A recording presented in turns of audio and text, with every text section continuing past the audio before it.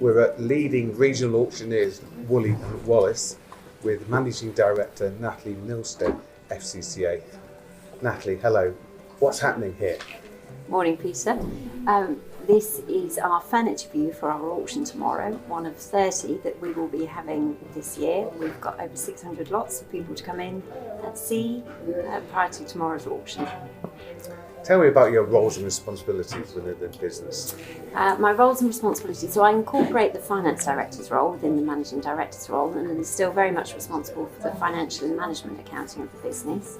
But I also now deal a lot with the compliance of the business, interacting with various suppliers, the IT side, with, I suppose, quite a small company, and therefore I get to deal with all the day-to-day running and I suppose managing of the business itself.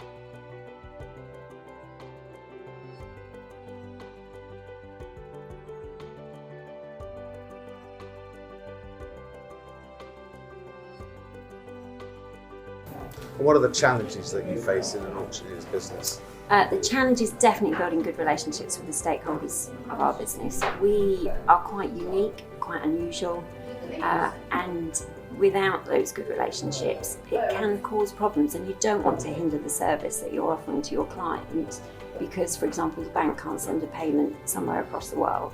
So it's very important that the people we deal with understand the complexities of our business. I understand one of your key strengths is your Asian business. Tell me about that. Well, our now chairman, John Axford, set up the Asian department in 2005, and at the time nobody outside London was doing that. And it has been a roaring success and has gone from strength to strength. We've recently introduced Chinese paintings to that department, which within the last couple of years have also done very well, and we've seen a couple of lots that have sold for over £1 million because of that department. What are the sort of rewards for working in this sort of business? Well, as an accountant working within an auction business, I'm working with a team who, for them, it's a vocation. They really enjoy what they do, and it actually makes for a very fun environment. We're very lucky. We work hard, but it's a great environment to be in on a day-to-day basis. And what do you and your team see as the big things on the horizon for you? Coming up this year, we have the 5th anti-money laundering regulations, which we will fall under. That's creating a lot of work, and again, it's trying to incorporate that within the business without affecting the level of service that we give to our clients.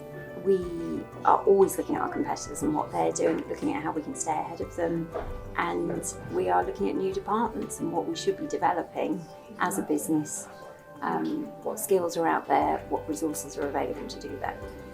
Why did you choose ACCA? I chose ACCA initially, I think, because of the way in which I could study it. I knew I wanted to be an accountant, and I looked at the different options for study. And for me, studying by myself at home, ACCA seemed like the most practical option. And how has ACCA helped you in your career? Oh, enormously, without a doubt. It's the foundation on which my career has been built, and it has provided many opportunities and has enabled me to apply for jobs that without that qualification I wouldn't have been able to. Looking back over your career, what were the critical decisions that you took? A couple of things really. I suppose definitely the ACCA qualification. Deciding to do that was one of the best things I ever did. And early on in my career, I think not being afraid to move from roles where I recognised there was no opportunity for progression. What sort of tips would you give to young people starting out on an ACCA career? Well, without a doubt, to go and get that qualification, and even if your company won't support you to do that, and once you start down that route, you will find companies that will.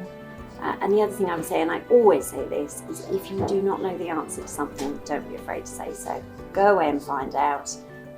Come back and you will build trust and rapport with your colleagues, and they will trust that what you're saying is correct.